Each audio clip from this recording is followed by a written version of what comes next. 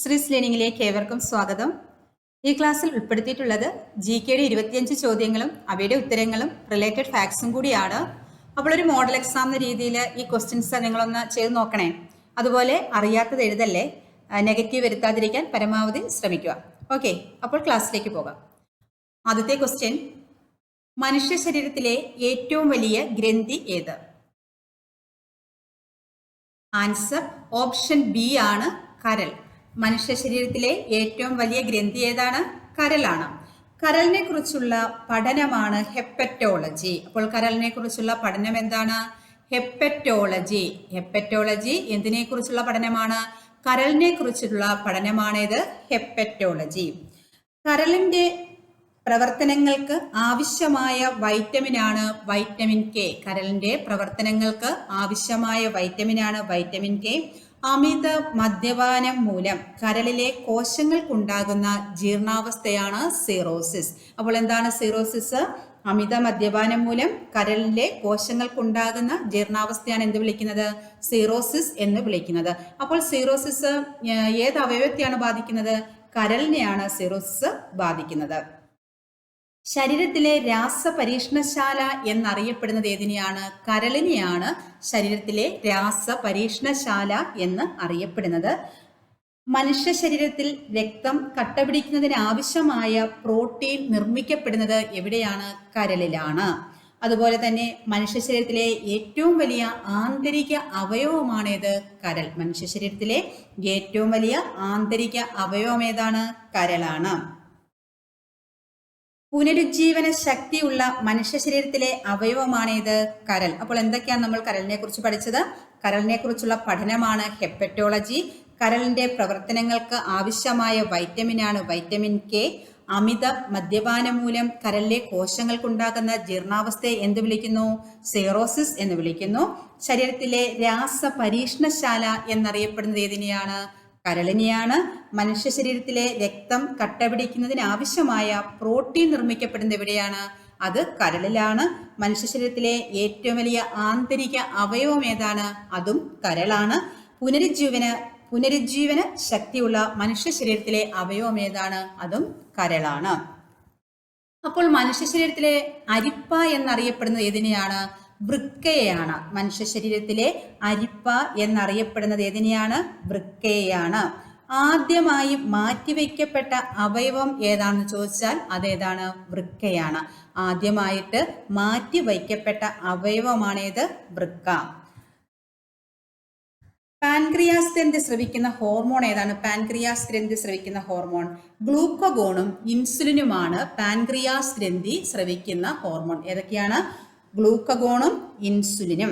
ആമാശയത്തിന് താഴെ സ്ഥിതി ചെയ്യുന്ന ഗ്രന്ഥിയാണ് ഏത്? പാൻക്രിയാസ് ഗ്രന്ഥി അഥവാ ആഗ്നേയ ഗ്രന്ഥി. ആഗ്നേയ ഗ്രന്ഥിയാണ് പാൻക്രിയാസ് ഗ്രന്ഥി എന്ന് അറിയപ്പെടുന്നത്. അപ്പോൾ ആമാശയത്തിന് താഴെ സ്ഥിതി ചെയ്യുന്ന ഗ്രന്ഥി ഏതാണ്? പാൻക്രിയാസ് ഗ്രന്ഥിയാണ്. അപ്പോൾ പാൻക്രിയാസ് ഗ്രന്ഥി സ്രവിക്കുന്ന ഹോർമോണുകൾ ഏതൊക്കെയാണ്? ഗ്ലൂക്കഗോണും ഇൻസുലിനും. ഗ്ലൂക്കഗോണും ഇൻസുലിനും പാൻക്രിയാസ് ഗ്രന്ഥി സ്രവിക്കുന്ന ഹോർമോണുകളാണ്. ആമാശയത്തിന് താഴെ സ്ഥിതി ചെയ്യുന്ന ഗ്രന്ഥി ഏതാണ്? ആഗ്നേയ ഗ്രന്ഥി അഥവാ പാൻക്രിയാസ് ഗ്രന്ഥി. പീയൂഷ ഗ്രന്ഥി. അടുത്തേതാണ് പീയൂഷ ഗ്രന്ഥി. പീയൂഷ ഗ്രന്ഥി തലച്ചോറിന്റെ അടിഭാഗത്തായി പയർവിത്തിന്റെ ആകൃതിയിൽ കാണപ്പെടുന്ന ഗ്രന്ഥിയാണേത്? പീയൂഷ ഗ്രന്ഥി. അപ്പോൾ തലച്ചോറിന്റെ അടിഭാഗത്തായി പയർവിത്തിന്റെ ആകൃതിയിൽ കാണപ്പെടുന്ന ഗ്രന്ഥി ഏതാണ്? പീയൂഷ ഗ്രന്ഥി. പീയൂഷ ഗ്രന്ഥിയെ ഏത് പേരിൽ അറിയപ്പെടുന്നു? പിറ്റ്യൂട്ടറി ഗ്രന്ഥി എന്നറിയപ്പെടുന്നതും ഏതാണ്? പീയൂഷ ഗ്രന്ഥിയാണ്. അപ്പോൾ പീയൂഷ ഗ്രന്ഥി തന്നെയാണ് പിറ്റ്യൂട്ടറി ഗ്രന്ഥി. ആഗ്നേയ ഗ്രന്ഥിയാണ് ഏത്? പാൻക്രിയാസ് ഗ്രന്ഥി. സീഡ് ബ്രെഡ് എന്നറിയപ്പെടുന്ന ഏതിനെയാണ്? അത് പാൻക്രിയാസിനെയാണ്. അപ്പോൾ സീഡ് ബ്രെഡ് എന്നറിയപ്പെടുന്ന ഏതിനെയാണ്? പാൻക്രിയാസ് അഥവാ ആഗ്നേയ ഗ്രന്ഥിയാണ് സീഡ് ബ്രെഡ് എന്ന് അറിയപ്പെടുന്നത്. ഇനി അടുത്ത ക്വസ്റ്റ്യനിലേക്ക് പോകാം.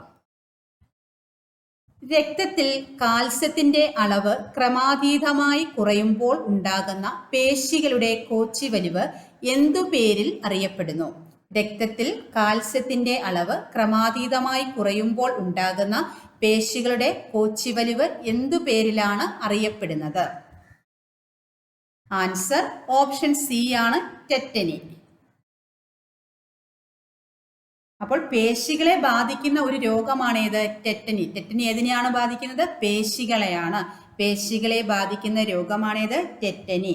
പാരാതെർമോണിന്റെ അഭാവത്തിൽ ഉണ്ടാകുന്ന രോഗമാണേത്?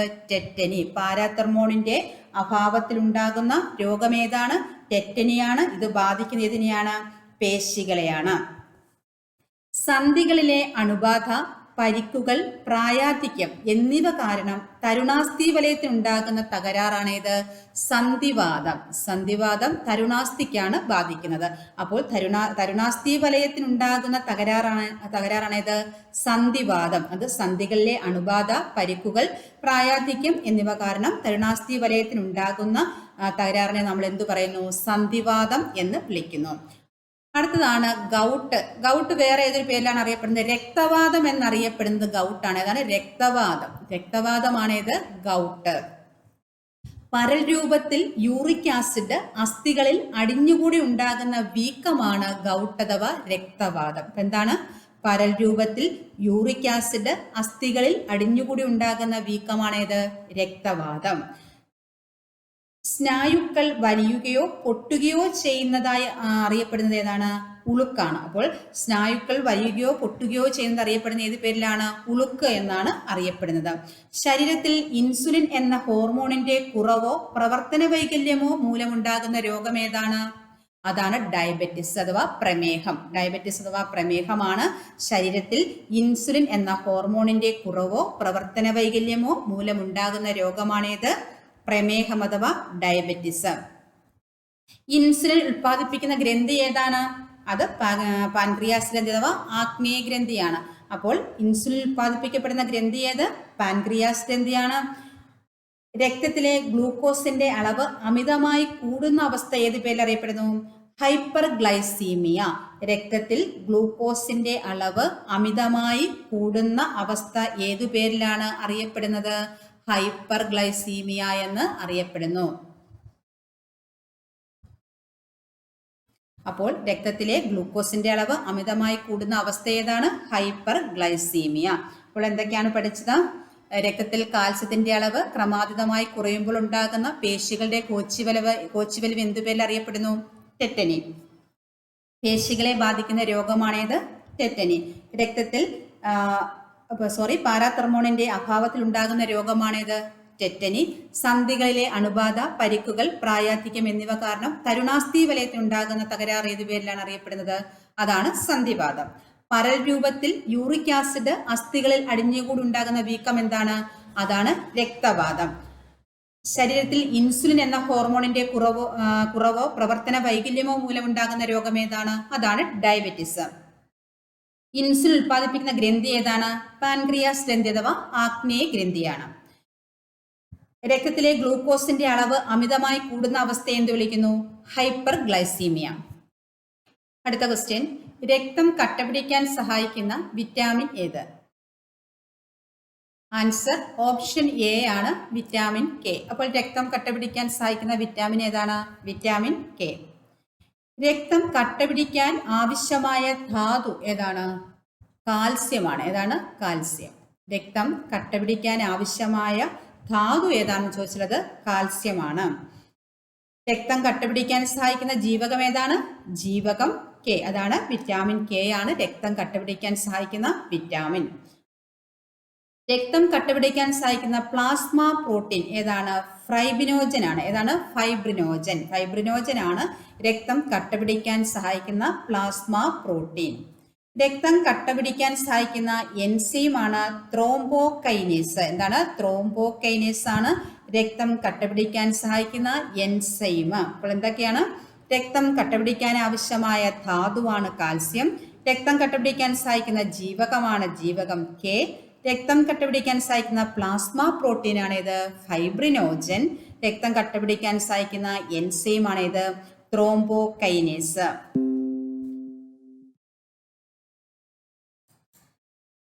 രക്തബാങ്കിൽ രക്തം സൂക്ഷിക്കുന്ന ഊഷ്മാവ് എത്രയാണ്? രക്തബാങ്കിൽ രക്തം സൂക്ഷിക്കുന്ന ഊഷ്മാവ് 4 ഡിഗ്രി സെൽഷ്യസിനാണ്. അപ്പോൾ 4 ഡിഗ്രി സെൽഷ്യസിലാണ് രക്തബാങ്കിൽ രക്തം സൂക്ഷിക്കുന്നത്. രക്തബാങ്കിൽ രക്തം സൂക്ഷിക്കുന്ന ഊഷ്മാവ് എത്രയാണ്? 4 ഡിഗ്രി സെൽഷ്യസ് ആണ്.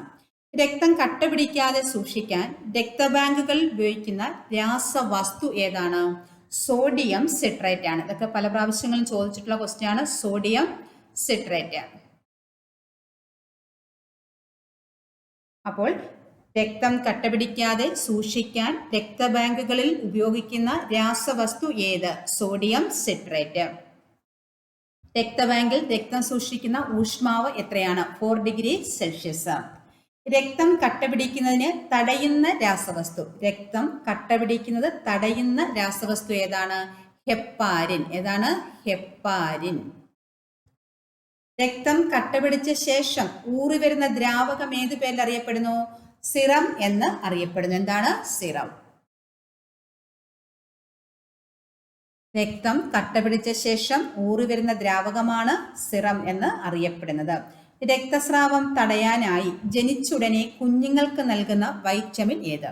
വൈറ്റമിൻ കെ ആണ്. രക്തസ്രാവം തടയാനായി ജനിച്ചുടനെ കുഞ്ഞുങ്ങൾക്ക് നൽകുന്ന വൈറ്റമിൻ ഏതാണ്? വൈറ്റമിൻ കെ ആണ്. മുറിവുണ്ടായാൽ രക്തം കട്ടപിടിക്കാതിരിക്കുന്ന ജനിതക രോഗം ഏതാണ്? അതാണ് ഹീമോഫീലിയ. എന്താണ്? ഹീമോഫീലിയ.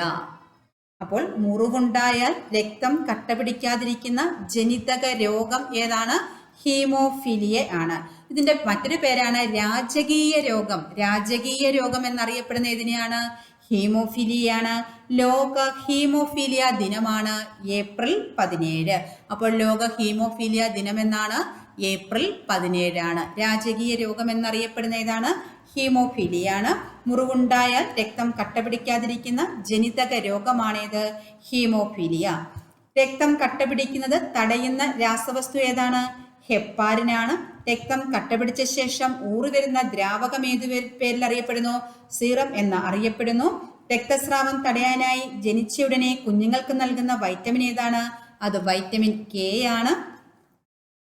രക്തം കട്ടപിടിക്കാൻ ആവശ്യമായ ധാതുവേത്? കാൽസ്യം.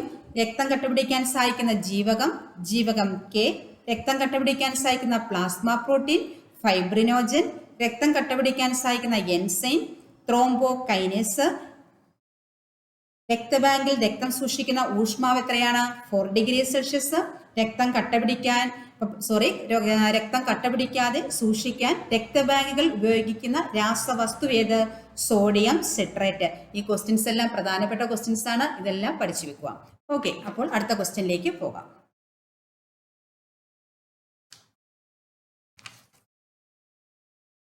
പുകവലി മൂലം ശ്വാസകോശത്തിനുണ്ടാകുന്ന രോഗം ഏത്? പുകവലി മൂലം ശ്വാസകോശത്തിനുണ്ടാകുന്ന രോഗം ഏത്? ആൻസർ ഓപ്ഷൻ ബി ആണ്, എംഫീസീമ. എന്താണ്? എംഫീസീമയാണ് പുകവലി മൂലം ശ്വാസകോശത്തിനുണ്ടാകുന്ന രോഗം. പുകവലി മൂലം ശ്വാസകോശത്തിനുള്ളിലെ വായു അറകൾക്ക് തകരാർ സംഭവിക്കുകയും ശ്വാസോച്ഛ്വാസത്തിന് ബുദ്ധിമുട്ടുണ്ടാവുകയും ചെയ്യുന്ന രോഗമാണ് എംഫീസിമ. എന്താണ്? പുകവലി മൂലം ശ്വാസകോശത്തിനുണ്ടാകുന്ന രോഗമാണ് എംഫീസിമ. പുകവലി മൂലം ശ്വാസകോശത്തിനുള്ളിലെ വായു അറകൾക്ക് തകരാർ സംഭവിക്കുകയും ശ്വാസോച്ഛ്വാസത്തിന് ബുദ്ധിമുട്ടുണ്ടാവുകയും ചെയ്യുന്ന രോഗമാണ് ഇത്. പുകവലി മൂലമുണ്ടാകുന്ന ആരോഗ്യ പ്രശ്നങ്ങളാണ്. തലച്ചോറിന് ഉണ്ടാകുന്നതാണ് പക്ഷാഘാതം, നിക്കോട്ടിനോട് വിധേയത്വം. എന്തൊക്കെയാണ്? പക്ഷാഘാതവും നിക്കോട്ടിനോട് വിധേയത്വവുമാണ് ഈ പുകവലി മൂലം തലച്ചോറിന് ഉണ്ടാകുന്നത്. ശ്വാസകോശത്തിൽ ഉണ്ടാകുന്നതാണ് ശ്വാസകോശ ക്യാൻസറും ബ്രോങ്കൈറ്റിസ്, എംഫീസിമ. അപ്പോൾ പുകവലി മൂലം ശ്വാസകോശത്തിനുണ്ടാകുന്ന രോഗങ്ങൾ ഏതൊക്കെയാണ്? ശ്വാസകോശ ക്യാൻസർ, ബ്രോങ്കൈറ്റിസ്, എംഫീസിമയും ശ്വാസകോശത്തിന് പുകവലി മൂലം ഉണ്ടാകുന്ന രോഗമാണ്. തലച്ചോറിനെ ഏത് രീതിയിലാണ് ബാധിക്കുന്നത്? തലച്ചോറിൽ പക്ഷാഘാതം ഉണ്ടാക്കുന്നു. നിക്കോട്ടിനോട് വിധേയത്വം ഉണ്ടാകുന്നത് ഈ പുകവലി മൂലമാണ്. അതുപോലെ ഹൃദയത്തിനാണെങ്കിൽ ഉയർന്ന രക്തസമ്മർദ്ദം, ധമനികളുടെ ഇലാസ്തിക നഷ്ടപ്പെടൽ, പ്രവർത്തനക്ഷമത കുറയൽ, ഇതെല്ലാം പുകവലി മൂലം എന്തിനുണ്ടാകുന്നതാണ്? ഹൃദയത്തിനുണ്ടാകുന്ന ദോഷഫലങ്ങളാണ്. എന്തൊക്കെയാണ്? ഉയർന്ന രക്തസമ്മർദ്ദം ഉണ്ടാകുന്നു, ധമനികളുടെ ഇലാസ്തികത നഷ്ടപ്പെടുന്നു, പ്രവർത്തനക്ഷമത കുറയുന്നു. ഇതെല്ലാം എന്താണ്? പുകവലി മൂലം ഉണ്ടാകുന്ന ഹൃദയത്തിൽ ഉണ്ടാകുന്ന ആരോഗ്യ പ്രശ്നങ്ങളാണ്. അപ്പോൾ പുകവലി മൂലം തലച്ചോറിന് എന്താണ് സംഭവിക്കുന്നത്? പക്ഷാഘാതം ഉണ്ടാകുന്നു, നിക്കോട്ടിനോട് വിധേയത്വം ഉണ്ടാകുന്നു. ശ്വാസകോശ രോഗം എന്താണ്? ശ്വാസകോശ ക്യാൻസർ, ബ്രോങ്കൈറ്റിസ്, എംഫീസീമ. ഹൃദയത്തിനാണെങ്കിലോ ഉയർന്ന രക്തസമ്മർദ്ദം, ധമനികളുടെ ഇലാസ്തികത നഷ്ടപ്പെടൽ, പ്രവർത്തനക്ഷമത കുറയൽ. ഇതെല്ലാം എന്താണ്? പുകവലി മൂലമുണ്ടാകുന്ന ആരോഗ്യ പ്രശ്നങ്ങളാണ്. ലോക പുകയില വിരുദ്ധ ദിനം എന്നാണ് മെയ് 31. മെയ് 31 ലോക പുകയില വിരുദ്ധ ദിനം. അടുത്ത ക്വസ്റ്റ്യൻ, കേരള സർക്കാരിന്റെ സമ്പൂർണ്ണ അവയവദാന പദ്ധതി ഏത്? ആൻസർ ഓപ്ഷൻ ഡി ആണ്, മൃതസഞ്ജീവനി. അപ്പോൾ കേരള സർക്കാരിന്റെ സമ്പൂർണ്ണ അവയവദാന പദ്ധതി ഏതാണ്? മൃതസഞ്ജീവനി. മൃതസഞ്ജീവനി പദ്ധതി ആരംഭിച്ചത് 2012 അപ്പോൾ മൃതസഞ്ജീവനി പദ്ധതി ആരംഭിച്ചതെന്നാണ് 2012.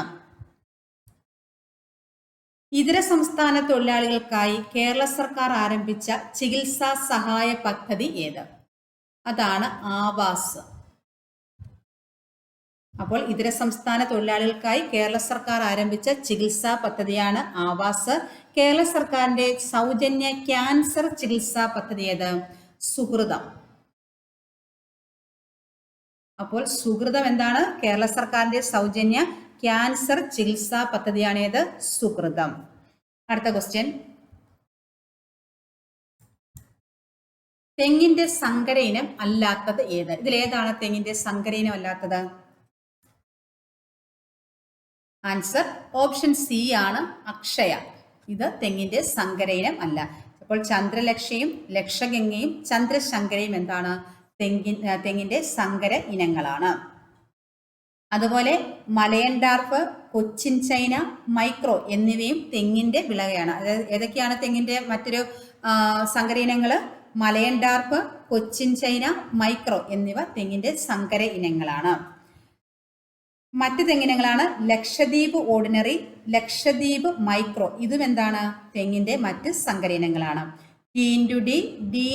ടി തെങ്ങുകൾ വികസിപ്പിച്ചെടുത്തത് കാസർഗോഡ് തോട്ടവിള ഗവേഷണ കേന്ദ്രത്തിലാണ്. അപ്പോൾ ടിയും സങ്കരയിനങ്ങളായ തെങ്ങുകളാണ്. ഇത് വികസിപ്പിച്ചെടുത്ത എവിടെയാണ്? ഇത് കാസർഗോഡ് തോട്ടവിള ഗവേഷണ കേന്ദ്രത്തിലാണ് ഇത് വികസിപ്പിച്ചെടുത്തത്. നാളികേരത്തിന്റെ ഉൽപാദനക്ഷമത വർദ്ധിപ്പിക്കുക എന്ന ലക്ഷ്യത്തോടെ കൃഷി വകുപ്പ് ആരംഭിച്ച പദ്ധതി ഏത്? ഏതാണ്? കേരഗ്രാമം. ഏതാണ്? കേരഗ്രാമം. അപ്പോൾ നാളികേരത്തിന്റെ ഉൽപാദനക്ഷമത വർദ്ധിപ്പിക്കുക എന്ന ലക്ഷ്യത്തോടെ കൃഷി വകുപ്പ് ആവിഷ്കരിച്ച പദ്ധതി ഏതാണ്? കേരഗ്രാമം പദ്ധതി. ലോക നാളികേര ദിനം എന്നാണ്? സെപ്റ്റംബർ 2. സെപ്റ്റംബർ 2 ലോക നാളികേര ദിനം. നാളികേര വികസന ബോർഡിന്റെ ആസ്ഥാനം എവിടെയാണ്? കൊച്ചിയിലാണ്. എവിടെയാണ്? കൊച്ചി. നാളികേര വികസന ബോർഡിന്റെ ആസ്ഥാനം എവിടെയാണ്? കൊച്ചി. നാളികേര ഗവേഷണ കേന്ദ്രം എവിടെയാണ്? അത് ബാലരാമപുരത്താണ്. എവിടെയാണ്? ബാലരാമപുരം. ബാലരാമപുരം എവിടെയാണ്? തിരുവനന്തപുരത്താണ്. എവിടെയാണ്? തിരുവനന്തപുരം ബാലരാമപുരത്താണ് നാളികേര ഗവേഷണ കേന്ദ്രം സ്ഥിതി ചെയ്യുന്നത്. നാളികേര വികസന ബോർഡിന്റെ ആസ്ഥാനം എവിടെയാണ്? കൊച്ചിയിലാണ്. അടുത്ത ക്വസ്റ്റ്യനിലേക്ക് പോകാം. കേന്ദ്ര തോട്ടവിള ഗവേഷണ കേന്ദ്രം സ്ഥിതി ചെയ്യുന്നത് എവിടെ? ആൻസർ ഓപ്ഷൻ ബി ആണ്, കാസർഗോഡ്. അപ്പോൾ കേന്ദ്ര തോട്ടവിള ഗവേഷണ കേന്ദ്രം എവിടെയാണ്? കാസർഗോഡാണ്. ഇത് സ്ഥാപിതമായത് 1970. കേന്ദ്ര തോട്ടവിള ഗവേഷണം സ്ഥാപിതമായതെന്നാണ്? 1970 സ്ഥാപിതമായത്. തെങ്ങ്, കവുങ്ങ്, കൊക്കോ എന്നീ തോട്ടവിളകളിലാണ് ഈ സ്ഥാപനം നിലവിൽ ഗവേഷണം നടത്തുന്നത്. ഏതൊക്കെ തോട്ടവിളകളിലാണ്? തെങ്ങ്, കവുങ്ങ്, കൊക്കോ എന്നീ തോട്ടവിളകളിലാണ് ഈ സ്ഥാപനം ഇപ്പോൾ നിലവിൽ ഗവേഷണം നടത്തുന്നത്. കുരുമുളക് ഗവേഷണ കേന്ദ്രം എവിടെയാണ്? കുരുമുളക് ഗവേഷണ കേന്ദ്രം അത് പന്നിയൂരാണ്. പന്നിയൂർ കണ്ണൂരാണ് കുരുമുളക് ഗവേഷണ കേന്ദ്രം. കശുവണ്ടി ഗവേഷണ കേന്ദ്രം എവിടെയാണ്? ആനക്കയം. ആനക്കയം എവിടെയാണ്? മലപ്പുറത്താണ് ആനക്കയം. പിന്നെ മക്കത്തറയുണ്ട്. തൃശ്ശൂർ മക്കത്തറയിലും എന്തുണ്ട്? കശുവണ്ടി ഗവേഷണ കേന്ദ്രമുണ്ട്. കശുവണ്ടി ഗവേഷണ കേന്ദ്രം 2 സ്ഥലങ്ങളിലാണ്. ആനക്കയം മലപ്പുറവും മടക്കത്തറ തൃശ്ശൂരും. ആനക്കയം മലപ്പുറം, മടക്കത്തറ തൃശ്ശൂർ എന്നീ 2 സ്ഥലങ്ങളിലും എന്തുണ്ട്? കശുവണ്ടി ഗവേഷണ കേന്ദ്രമുണ്ട്. കുരുമുളക് ഗവേഷണ കേന്ദ്രം പന്നിയൂർ കണ്ണൂർ. ഭാരതീയ സുഗന്ധവിള ഗവേഷണ കേന്ദ്രം എവിടെയാണ്? കോഴിക്കോടാണ്. ഭാരതീയ സുഗന്ധവിള ഗവേഷണ കേന്ദ്രം എവിടെ സ്ഥിതി ചെയ്യുന്നു? കോഴിക്കോടാണ് ഭാരതീയ സുഗന്ധവിള ഗവേഷണ കേന്ദ്രം. കാപ്പി ഗവേഷണ കേന്ദ്രം എവിടെയാണ്? കാപ്പി ഗവേഷണ കേന്ദ്രം അത് വയനാട് ജില്ലയിലെ ചൂണ്ടലാണ്. എവിടെയാണ്? വയനാട് ജില്ലയിലെ ചൂണ്ടൽ. കാപ്പി ഗവേഷണ കേന്ദ്രം വയനാട് ജില്ലയിലെ ചൂണ്ടലാണ്. അടുത്ത ക്വസ്റ്റ്യനിലേക്ക് പോകാം. ഭക്ഷ്യശൃംഖലയിലെ പ്രാഥമിക ഉപഭോക്താക്കൾ ആണ് ആരാണ്? ഭക്ഷ്യശൃംഖലയിലെ പ്രാഥമിക ഉപഭോക്താക്കൾ. ആൻസർ ഓപ്ഷൻ സി ആണ്, സസ്യഭുക്കാണ്. അപ്പോൾ ഭക്ഷ്യശൃംഖലയിലെ പ്രാഥമിക ഉപഭോക്താക്കൾ എന്നറിയപ്പെടുന്നത് സസ്യഭുക്കാണ്. ആവാസ വ്യവസ്ഥയിലെ ഉൽപാദകർ എന്നറിയപ്പെടുന്നത് എന്തിനെയാണ്? സ്വപോഷികളാണ്. സ്വപോഷികളാണ് ആവാസ വ്യവസ്ഥയിലെ ഉൽപാദകർ എന്നറിയപ്പെടുന്നത്. ആവാസ വ്യവസ്ഥയിലെ സ്വപോഷികൾ ഏതാണ്? ഹരിത സസ്യങ്ങൾ. ആവാസ വ്യവസ്ഥയിലെ സ്വപോഷികളാണ് ഹരിത സസ്യങ്ങൾ. അപ്പോൾ ആവാസ വ്യവസ്ഥയിലെ ഉൽപാദകർ എന്നറിയപ്പെടുന്ന സ്വപോഷികളാണ്. ആവാസ വ്യവസ്ഥയിലെ സ്വപോഷികൾ ആരാണ്? അത് ഹരിത സസ്യങ്ങളാണ്. ഭക്ഷ്യശൃംഖലയിലെ പ്രാഥമിക ഉപഭോക്താക്കൾ എന്നറിയപ്പെടുന്ന ആരാണ്? അത് സസ്യഭുക്കുകളാണ്. ആഹാര നിർമ്മിതിക്ക് സൗരോർജം ഉപയോഗിക്കുന്ന സ്വപോഷികൾ പ്രകാശപോഷികൾ എന്നറിയപ്പെടുന്നു. എന്താണ്? ആഹാര നിർമ്മിതിക്ക് സൗരോർജം ഉപയോഗിക്കുന്ന സ്വപോഷികളാണ് ഏത്? പ്രകാശപോഷികൾ. ആഹാര നിർമ്മിതിക്ക് മറ്റ് രാസവസ്തുക്കളെ വിഘടിപ്പിച്ച് അവയിൽ നിന്നുള്ള ഊർജം ഉപയോഗിക്കുന്ന സ്വപോഷികളാണ് രാസപോഷികൾ എന്ന് അറിയപ്പെടുന്നത്. എന്താണ്? രാസപോഷികൾ. അപ്പോൾ എന്താണ് രാസപോഷികൾ? ആഹാര നിർമ്മിതിക്ക് മറ്റ് രാസവസ്തുക്കളെ വിഘടിപ്പിച്ച് അവയിൽ നിന്നുള്ള ഊർജം ഉപയോഗിക്കുന്ന സ്വപോഷികളാണ് രാസപോഷികൾ. എന്താണ്? ആഹാര നിർമ്മിതിക്ക് മറ്റ് രാസവസ്തുക്കളെ വിഘടിപ്പിച്ച് അവയിൽ നിന്നുള്ള ഊർജം ഉപയോഗിക്കുന്ന സ്വപോഷികളെ എന്ത് വിളിക്കും? രാസപോഷികൾ എന്ന് വിളിക്കും. ആഹാര നിർമ്മിതിക്ക് സൗരോർജം ഉപയോഗിക്കുന്ന സ്വപോഷികളാണേത്? പ്രകാശപോഷികൾ. ആവാസവ്യവസ്ഥയിലെ ഉൽപാദകർ എന്നറിയപ്പെടുന്ന സ്വപോഷികളാണ്. ആവാസവ്യവസ്ഥയിലെ സ്വപോഷികളാണ് ഹരിത സസ്യങ്ങൾ. സസ്യഭോജികൾ സ്വപോഷികളായ സസ്യങ്ങളെ നേരിട്ട് ഭക്ഷിക്കുന്നു. ഏതൊക്കെയാണ്? പശു, പുൽച്ചാടി എന്നിവയൊക്കെ ഇതിന് ഉദാഹരണങ്ങളാണ്. അടുത്ത ക്വസ്റ്റ്യനിലേക്ക് പോകാം.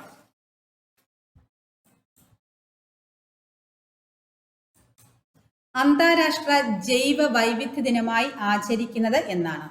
അന്താരാഷ്ട്ര ജൈവ വൈവിധ്യ ദിനം. ആൻസർ ഓപ്ഷൻ ഡി ആണ്, മെയ് 22. അന്താരാഷ്ട്ര ജൈവ വൈവിധ്യ ദിനമാണ് മെയ് 22.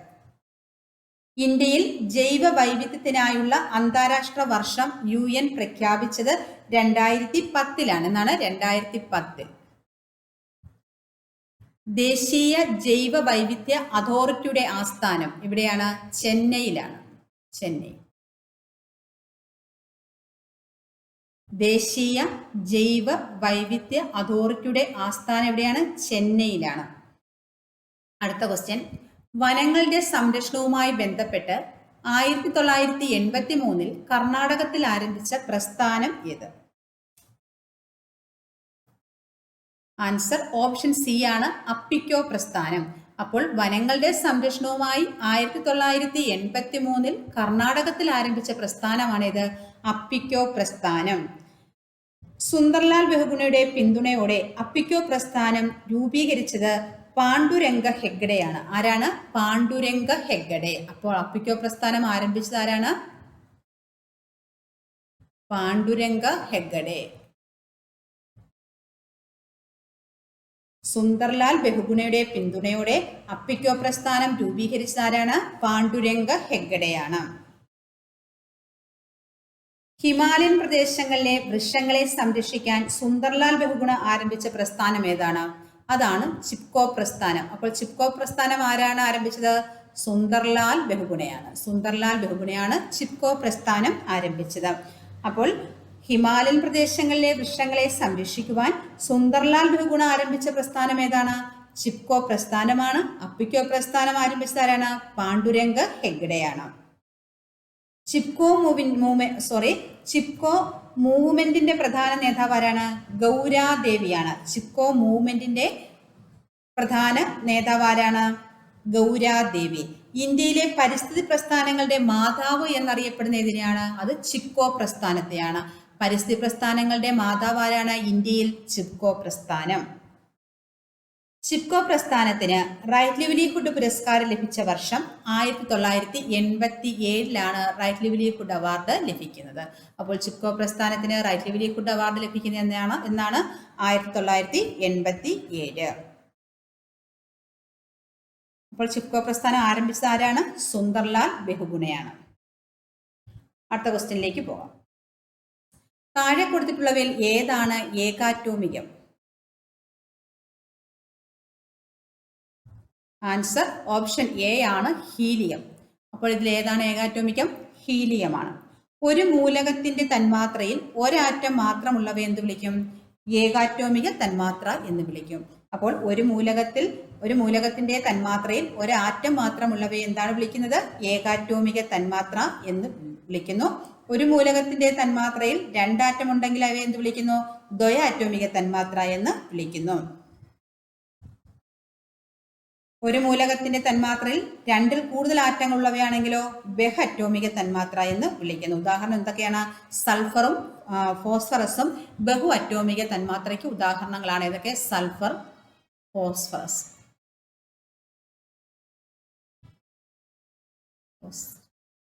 ഇതെന്തിന് ഉദാഹരണമാണ്? ബഹു അറ്റോമിക തന്മാത്രയ്ക്ക് ഉദാഹരണമാണ്. അപ്പോൾ ഇതിൽ ഏതാണ് ഏകാറ്റോമികം? ഹീലിയമാണ്. താഴെ കൊടുത്തിട്ടുള്ളവയിൽ ഏകാറ്റോമികമായിട്ടുള്ളത്. ബഹു അറ്റോമിക തന്മാത്രയാണെങ്കിൽ ഒരു മൂലകത്തിന്റെ തന്മാത്രയിൽ രണ്ടിൽ കൂടുതൽ ആറ്റങ്ങൾ ഉള്ളവയാണ്. ഇതിലേക്ക് ഉദാഹരണം ഏതൊക്കെയാണ്? സൾഫറും ഫോസ്ഫറസും. പ്രപഞ്ചത്തിൽ ഏറ്റവും കൂടുതലുള്ള രണ്ടാമത്തെ മൂലകം ഏതാണ്? ഹീലിയമാണ്. പ്രപഞ്ചത്തിൽ ഏറ്റവും കൂടുതലുള്ള രണ്ടാമത്തെ മൂലകം ഏതാണ്? ഹീലിയമാണ്. ഏറ്റവും ഭാരം കുറഞ്ഞ രണ്ടാമത്തെ മൂലകം ഏതാണ്? ഹീലിയമാണ്. ഏറ്റവും ഭാരം കുറഞ്ഞ ഉത്കൃഷ്ടവാതകം ഏതാണെന്ന് ചോദിച്ചാൽ ഏതാണ്? അതും ഹീലിയമാണ്. സൂര്യനിൽ ഏറ്റവും കൂടുതലുള്ള രണ്ടാമത്തെ വാതകം ഏതാണ്? ഹീലിയമാണ്. ന്യൂക്ലിയർ ഫ്യൂഷന്റെ ഫലമായി സൂര്യനിൽ രൂപം കൊള്ളുന്ന വാതകം ഏതാണ്? ഹീലിയമാണ്. ഏറ്റവും കുറഞ്ഞ തിളനിലയുള്ള മൂലകമാണ് ഹീലിയം. അപ്പോൾ എന്തൊക്കെയാണ് നമ്മൾ ഹീലിയത്തെ കുറിച്ചുള്ള പ്രത്യേകതകൾ പഠിച്ചത്? പ്രപഞ്ചത്തിൽ ഏറ്റവും കൂടുതലുള്ള രണ്ടാമത്തെ മൂലകം, ഏറ്റവും ഭാരം കുറഞ്ഞ രണ്ടാമത്തെ മൂലകം, ഏറ്റവും ഭാരം കുറഞ്ഞ ഉത്കൃഷ്ടവാതകം, സൂര്യനിൽ ഏറ്റവും കൂടുതലുള്ള രണ്ടാമത്തെ വാതകം, ന്യൂക്ലിയർ ഫ്യൂഷന്റെ ഫലമായി സൂര്യനിൽ രൂപം കൊള്ളുന്ന വാതകം, ഏറ്റവും കുറഞ്ഞ തിളനിലയുള്ള മൂലകവും ഏതാണ്? ഹീലിയമാണ്. അടുത്ത ക്വസ്റ്റ്യനിലേക്ക് പോകാം. ഇരുമ്പിന്റെ അയിരുകൾ ഏതെല്ലാം? ആൻസർ ഓപ്ഷൻ ഡി ആണ് ഹേമറ്റൈറ്റും മാഗ്നറ്റൈറ്റും. ഹേമറ്റൈറ്റ്, മാഗ്നറ്റൈറ്റും ഇരുമ്പിന്റെ അയിരുകളാണ്. എളുപ്പത്തിലും വേഗത്തിലും ചെലവ് കുറഞ്ഞ രീതിയിലും ലോഹം വേർതിരിച്ചെടുക്കാൻ കഴിയുന്ന ധാതുക്കളാണിത്, അയിരുകൾ. എന്താണ്? എളുപ്പത്തിലും വേഗത്തിലും ചിലവ് കുറഞ്ഞ രീതിയിലും ലോഹം വേർതിരിച്ചെടുക്കാൻ കഴിയുന്ന ധാതുക്കളെ എന്ത് പറയുന്നു? അയിരുകൾ എന്നറിയപ്പെടുന്നു. ഇരുമ്പിന്റെ അയിരുകൾ ഏതൊക്കെയാണ്? ഹേമറ്റൈറ്റും മാഗ്നറ്റൈറ്റും. അടുത്ത ക്വസ്റ്റ്യൻ. അസറ്റോബാക്ടർ ബാക്ടീരിയ അന്തരീക്ഷത്തിലെ ഏത് വാതകവുമായി പ്രവർത്തിച്ചാണ് നൈട്രേറ്റ് ഉണ്ടാകുന്നത്?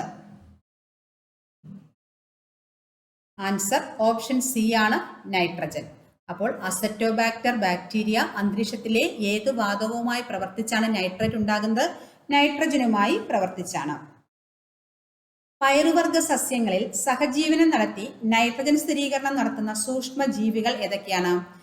റൈസോബിയം ഫ്രാങ്കിയ. ഏതൊക്കെയാണ്? റൈസോബിയം ഫ്രാങ്കിയ. റൈസോബിയം ഫ്രാങ്കിയ.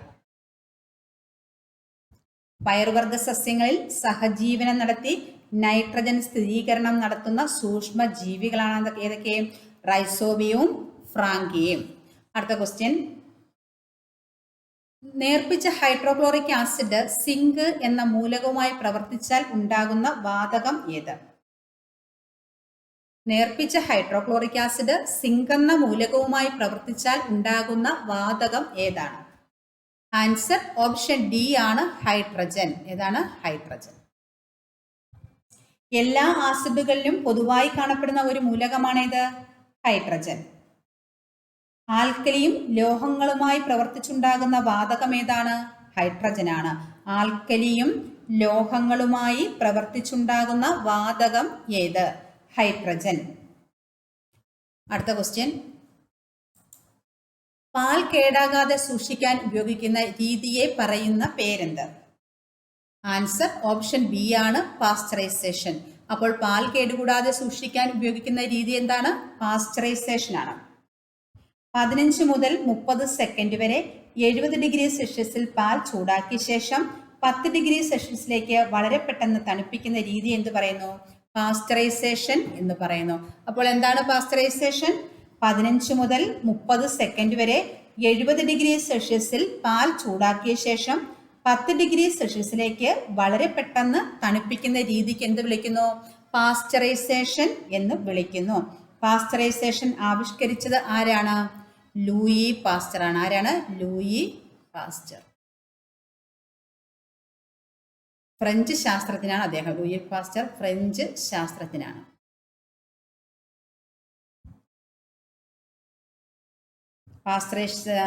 പാസ്ചറൈസേഷൻ ആവിഷ്കരിച്ചത് ആരാണ്? ലൂയി പാസ്ചർ ആണ്. ലൂയി പാസ്ചർ ഫ്രഞ്ച് ശാസ്ത്രജ്ഞനാണ്. അടുത്ത ക്വസ്റ്റ്യൻ, കോൺകേവ് ദർപ്പണത്തിന്റെ പ്രകാശരശ്മി പതിക്കുമ്പോൾ 30 ഡിഗ്രി പതനകോൺ ഉണ്ടാകുന്നു എങ്കിൽ പ്രതിപതന കോണിന്റെ അളവ് എത്രയാണ്? കോൺകേവ് ദർപ്പണത്തിന്റെ പ്രകാശരശ്മി പതിക്കുമ്പോൾ 30 ഡിഗ്രി പതനകോൺ ഉണ്ടാകുന്നു എങ്കിൽ പ്രതിപതന കോണിന്റെ അളവ് എത്രയാണ്? ആൻസർ ഓപ്ഷൻ ബി ആണ്, 30 ഡിഗ്രി. പ്രതിപതന തലം അകത്തോട്ട് കുഴിഞ്ഞ ഗോളീയ ദർപ്പണങ്ങളാണിത് കോൺകേവ് ദർപ്പണം എന്ന് പറയുന്നത്. അപ്പോൾ എന്താണ് കോൺകേവ് ദർപ്പണം? പ്രതിപതന തലം അകത്തോട്ട് കുഴിഞ്ഞ ഗോളീയ ദർപ്പണങ്ങളെ എന്ത് വിളിക്കുന്നു? കോൺകേവ് ദർപ്പണം എന്ന് വിളിക്കുന്നു. യഥാർത്ഥ പ്രതിബിംബം സാധ്യമാവുന്ന ദർപ്പണം ഏത്? അതാണ് കോൺകേവ് ദർപ്പണം. യഥാർത്ഥ പ്രതിബിംബം സാധ്യമാകുന്ന ദർപ്പണമാണേത്? കോൺകേവ് ദർപ്പണം. അപ്പോൾ യഥാർത്ഥ പ്രതിബിംബം സാധ്യമാവുന്ന ദർപ്പണം ഏത്? കോൺകേവ് ദർപ്പണം. നിവർന്നതും വലുതുമായ പ്രതിബിംബമായിരിക്കും കോൺകേവ് ദർപ്പണത്തിൽ. എന്താണ്? നിവർന്നതും വലുതുമായ പ്രതിബിംബമായിരിക്കും ഏതിലുള്ളത്? കോൺകേവ് ദർപ്പണത്തിൽ ഉള്ളത്. അപ്പോൾ യഥാർത്ഥ പ്രതിബിംബമായിരിക്കും, നിവർന്നതും വലുതുമായ പ്രതിബിംബമായിരിക്കും ഏതിലുള്ളത്? കോൺകേവ് ദർപ്പണത്തിൽ ഉള്ളത്. അടുത്ത ക്വസ്റ്റ്യൻ,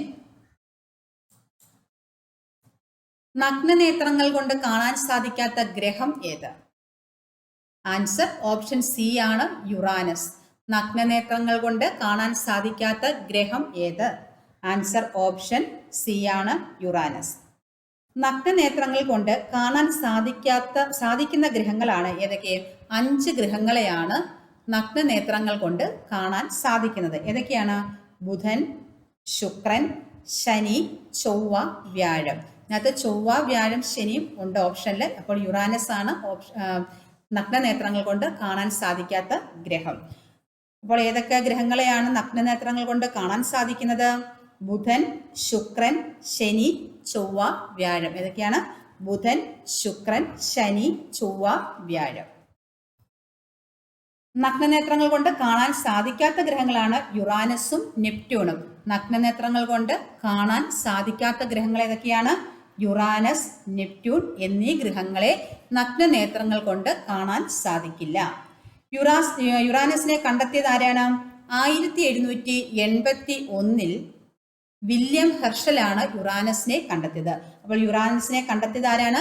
1781 വില്യം ഹെർഷലാണ് യുറാനസിനെ കണ്ടെത്തിയത്. ടെലിസ്കോപ്പിലൂടെ കണ്ടെത്തപ്പെട്ട ആദ്യത്തെ ഗ്രഹം ഏതാണെന്ന് ചോദിച്ചാൽ അത് യുറാനസ് ആണ്. ടെലിസ്കോപ്പിലൂടെ കണ്ടെത്തപ്പെട്ട ആദ്യത്തെ ഗ്രഹമാണേത്? യുറാനസ്. യുറാനസിന്റെ ഏറ്റവും വലിയ ഉപഗ്രഹമാണ് ടൈറ്റാനിയ. ഏതാണ് യുറാനസിന്റെ ഏറ്റവും വലിയ ഉപഗ്രഹം?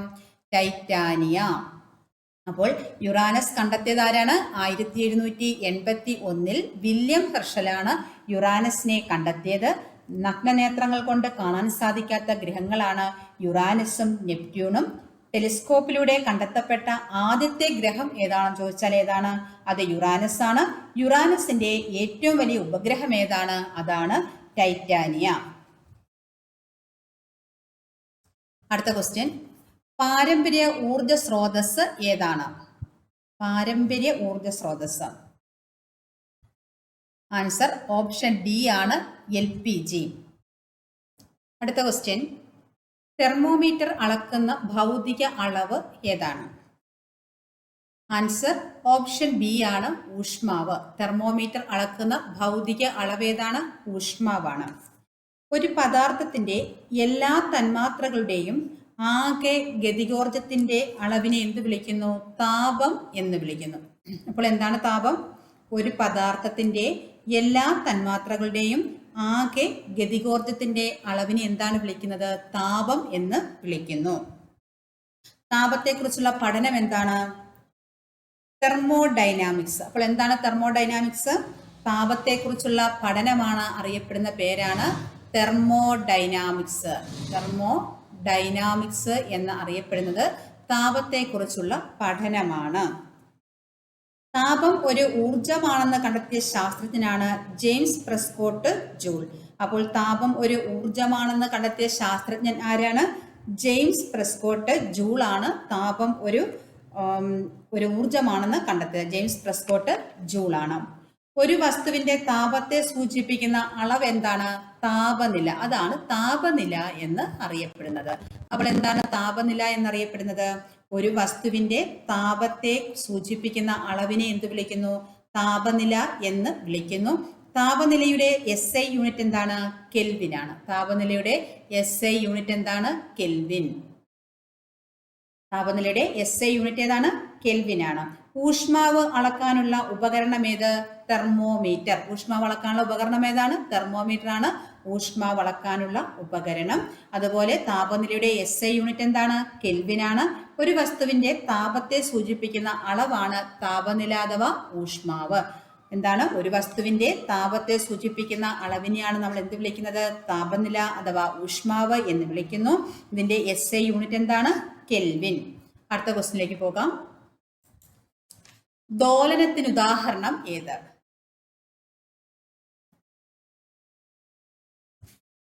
ആൻസർ ഓപ്ഷൻ എ ആണ് ഊഞ്ഞാലിന്റെ ചലനം. ദോലനത്തിന് ഉദാഹരണം ഏതാണ്? ഊഞ്ഞാലിന്റെ ചലനം. ഒരു നിശ്ചിത സമയത്തിൽ ആവർത്തിച്ചു വരുന്ന ചലനത്തെ എന്ത് വിളിക്കുന്നു? ക്രമാവർത്തന ചലനം എന്ന് വിളിക്കുന്നു. അപ്പോൾ ഒരു നിശ്ചിത സമയത്തിൽ ആവർത്തിച്ചു വരുന്ന ചലനത്തെ എന്താണ് വിളിക്കുന്നത്? ക്രമാവർത്തന ചലനം എന്ന് വിളിക്കുന്നു. ഭൂമിയുടെ ഭ്രമണം എന്താണ്? ഒരു ക്രമാവർത്തന ചലനമാണ്. പെൻഡുലം, ക്ലോക്കിലെ പെൻഡുലത്തിന്റെ ചലനമോ? ക്ലോക്കിലെ പെൻഡുലത്തിന്റെ ചലനം എന്താണ്? എന്തിന് ഉദാഹരണമാണ്? അത് ക്രമാവർത്തന ചലനത്തിന് ഉദാഹരണമാണ്. അപ്പോൾ ക്രമാവർത്തന ചലനത്തിന് ഉദാഹരണങ്ങൾ ഏതൊക്കെയാണ്? ഭൂമിയുടെ ഭ്രമണവും ക്ലോക്കിലെ പെൻഡുലത്തിന്റെ ചലനവും. ക്ലോക്കിലെ പെൻഡുലത്തിലെ ചലനവും ഭൂമിയുടെ ഭ്രമണവും എന്തിന് ഉദാഹരണമാണ്? ക്രമാവർത്തന ചലനത്തിന് ഉദാഹരണമാണ്. ഒരു നിശ്ചിത സമയത്തിൽ ആവർത്തിച്ചു വരുന്ന ചലനത്തെ എന്ത് വിളിക്കുന്നു? ക്രമാവർത്തന ചലനം എന്ന് വിളിക്കുന്നു. അടുത്ത ക്വസ്റ്റ്യനിലേക്ക് പോകാം. മലയാള ഭാഷയും സംസ്കാരവും ആഗോളതലത്തിൽ പ്രചരിപ്പിക്കുന്നതിനായി കേരള സർക്കാർ ആരംഭിച്ച സംരംഭം ഏത്? ആൻസർ ഓപ്ഷൻ സി ആണ് മലയാളം മിഷൻ. എന്താണ്? മലയാളം മിഷനാണ്. മലയാള ഭാഷയും സംസ്കാരവും ആഗോളതലത്തിൽ പ്രചരിപ്പിക്കുന്നതിനായി കേരള സർക്കാർ ആരംഭിച്ച സംരംഭം. എന്നാണ് ഉദ്ഘാടനം ചെയ്യപ്പെട്ടത് മലയാളം മിഷൻ? 2009 ഒക്ടോബർ 22-നാണ് മലയാള മിഷൻ ഉദ്ഘാടനം ചെയ്യപ്പെട്ടത്. മലയാള മിഷന്റെ ആസ്ഥാനം എവിടെയാണ്? തൈക്കാട്. തിരുവനന്തപുരം ജില്ലയിലെ തൈക്കാടാണ് മലയാള മിഷന്റെ ആസ്ഥാനം. എവിടെയാണ്? തിരുവനന്തപുരം ജില്ലയിലെ തൈക്കാട്. അധ്യക്ഷനാരായിരിക്കും? മുഖ്യമന്ത്രിയാണ്. മലയാള മിഷന്റെ അധ്യക്ഷനാര്? മുഖ്യമന്ത്രിയാണ്. ഉപാധ്യക്ഷനാരാണ്? സാംസ്കാരിക വകുപ്പ് മന്ത്രിയായിരിക്കും മലയാള മിഷന്റെ ഉപാധ്യക്ഷൻ. അപ്പോൾ അധ്യക്ഷൻ മുഖ്യമന്ത്രിയും ഉപാധ്യക്ഷൻ സാംസ്കാരിക വകുപ്പ് മന്ത്രിയുമായിരിക്കും. ഭൂമി മലയാളം വാർത്താ പത്രിക, ഇത് മുഖപത്രമാണ്. അപ്പോൾ മലയാള മിഷന്റെ മുഖപത്രം ഏതാണ്? ഭൂമി മലയാളം വാർത്താ പത്രിക. വെബ് മാസികയാണ് പൂക്കാലം. എന്താണ്? പൂക്കാലമാണ് വെബ് മാസിക. മലയാള മിഷന്റെ വെബ് മാസിക ഏതാണ് ചോദിച്ചാൽ ഏതാണ്? പൂക്കാലമാണ് മലയാള മിഷന്റെ വെബ് മാസിക.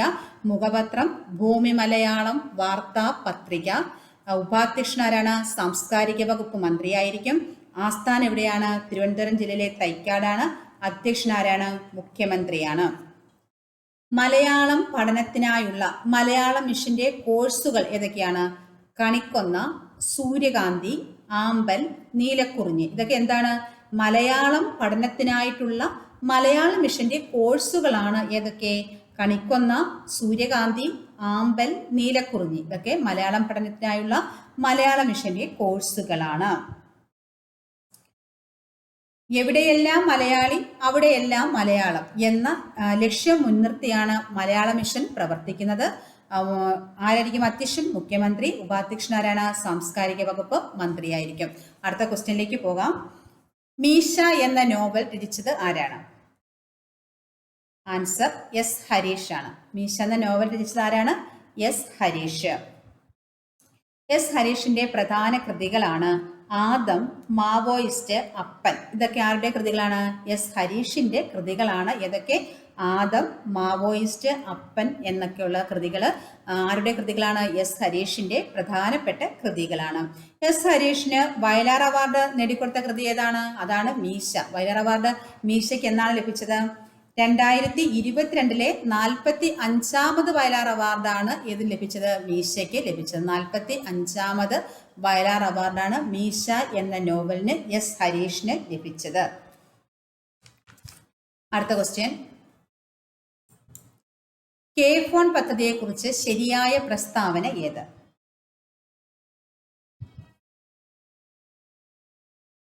ആൻസർ ഓപ്ഷൻ എ ആണ്. എല്ലാ വീടുകളിലും മൊബൈൽ ഫോൺ സേവനം എന്നതാണ്.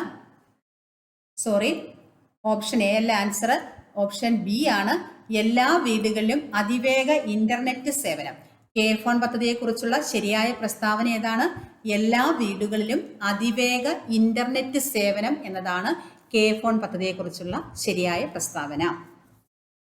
സംസ്ഥാനത്തെ ഡിജിറ്റൽ ഇൻഫ്രാസ്ട്രക്ചർ ശക്തവും കാര്യക്ഷമവും ആക്കുക എന്ന ലക്ഷ്യത്തോടെ ആവിഷ്കരിച്ച പദ്ധതിയാണേത്?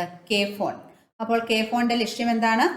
എല്ലാ വീടുകളിലും അതിവേഗ ഇന്റർനെറ്റ് സേവനമാണ്. അതുപോലെ സംസ്ഥാനത്തെ ഡിജിറ്റൽ ഇൻഫ്രാസ്ട്രക്ചർ ശക്തവും കാര്യക്ഷമവും ആക്കുക എന്ന ലക്ഷ്യത്തോടെ ആവിഷ്കരിച്ച പദ്ധതി ഏതാണ്? അതാണ് കെ ഫോൺ പദ്ധതി. അടുത്ത ക്വസ്റ്റ്യനിലേക്ക് പോകാം. ആദ്യ പഞ്ചവത്സര പദ്ധതി നടപ്പാക്കിയ വർഷം എന്ന്. ആൻസർ ഓപ്ഷൻ ബി ആണ്. 1951. ആദ്യത്തെ പഞ്ചവത്സര പദ്ധതി നടപ്പാക്കിയ വർഷം എന്നാണ്. Answer option B 1951.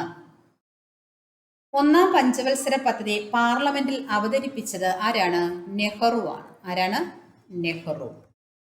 ഒന്നാം പഞ്ചവത്സര പദ്ധതി ആരംഭിച്ചതെന്നാണ്? 1951 ഏപ്രിൽ 1-നാണ് ഒന്നാം പഞ്ചവത്സര പദ്ധതി ആരംഭിച്ചത്. ഒന്നാം പഞ്ചവത്സര പദ്ധതി പ്രാധാന്യം നൽകിയിരുന്ന മേഖലകൾ ഏതൊക്കെയായിരുന്നു? കൃഷി, ജലസേചനം, വൈദ്യുതീകരണം. ഇതിനൊക്കെയാണ് ഒന്നാം പഞ്ചവത്സര പദ്ധതി പ്രാധാന്യം നൽകിയിരുന്നത്. കാർഷിക പദ്ധതി എന്നറിയപ്പെട്ടിരുന്ന പദ്ധതി ഏതാണ്? കാർഷിക പദ്ധതി. അത് ഒന്നാം പഞ്ചവത്സര പദ്ധതിയാണ്. എന്ത്? കാർഷിക പദ്ധതി. ഒന്നാം പഞ്ചവത്സര പദ്ധതിയാണ് കാർഷിക പദ്ധതി എന്നറിയപ്പെട്ടിരുന്നത്. അതുപോലെ തന്നെ ഹരോഡ് ഡോമർ മോഡൽ എന്നറിയപ്പെട്ടിരുന്ന പദ്ധതിയും ഏതാണ്? അതും ഒന്നാം പഞ്ചവത്സര പദ്ധതിയാണ്. ഹരോഡ് ഡോമർ മോഡൽ എന്നും കാർഷിക പദ്ധതി എന്നൊക്കെ അറിയപ്പെട്ടിരുന്ന പദ്ധതി ഏതാണ്? ഒന്നാം പഞ്ചവത്സര പദ്ധതിയാണ്. ഒന്നാം പഞ്ചവത്സര പദ്ധതിയുടെ നടത്തിപ്പിൽ പ്രധാന പങ്ക് വഹിച്ച മലയാളി ആരാണ്? KN രാജാണ്. ആര്? KN രാജ്. ഒന്നാം പഞ്ചവത്സര പദ്ധതിയുടെ നടത്തിപ്പിൽ പ്രധാന പങ്കുവഹിച്ച മലയാളി ആര്? KN രാജ്. ഒന്നാം പഞ്ചവത്സര പദ്ധതിയുടെ ആമുഖം തയ്യാറാക്കിയ വ്യക്തി ആര്? അതും ആരാണ്? KN രാജാണ്. അപ്പോൾ ഒന്നാം പഞ്ചവത്സര പദ്ധതിയുടെ ആമുഖം തയ്യാറാക്കിയ വ്യക്തി ആരാണെന്ന് ചോദിച്ചാൽ ആരാണ്? KN രാജാണ്. ഒന്നാം പഞ്ചവത്സര പദ്ധതിയുടെ നടത്തിപ്പിൽ പ്രധാന പങ്കുവഹിച്ച മലയാളി ആരാണ്? അത് KN രാജാണ്. അടുത്ത ക്വസ്റ്റ്യൻ നോക്കാം. കേരള ആരോഗ്യ സർവകലാശാലയുടെ ആസ്ഥാനം എവിടെ? ആൻസർ ഓപ്ഷൻ എ ആണ്. തൃശൂർ. ആരോഗ്യ സർവകലാശാല നിലവിൽ വന്നത് 2010-ലാണ്. എന്നാണ് നിലവിൽ വന്നത്? 2010. ആരോഗ്യ സർവകലാശാലയുടെ ചാൻസലർ എപ്പോഴും ആരായിരിക്കും? ഗവർണർ ആയിരിക്കും. ആരാണ്? ഗവർണറാണ് എപ്പോഴും ചാൻസലർ. പ്രോ ചാൻസലർ ആരോഗ്യമന്ത്രി ആയിരിക്കും. ആരാണ്? ആരോഗ്യമന്ത്രിയാണ് പ്രോ ചാൻസലർ. അപ്പോൾ ആരോഗ്യ സർവകലാശാല ആസ്ഥാനം തൃശ്ശൂരാണ്. സ്ഥാപിതമായത് 2010 ആരോഗ്യ സർവകലാശാലയുടെ ചാൻസലർ എന്ന് പറയുന്നത് ഗവർണർ ആയിരിക്കും. ആരോഗ്യ സർവകലാശാലയുടെ പ്രോ ചാൻസലർ എന്ന് പറയുന്നത് ആരോഗ്യമന്ത്രിയായിരിക്കും. അപ്പോൾ മറ്റൊരു ക്ലാസ്സുമായി വീണ്ടും കാണാം. Thank you.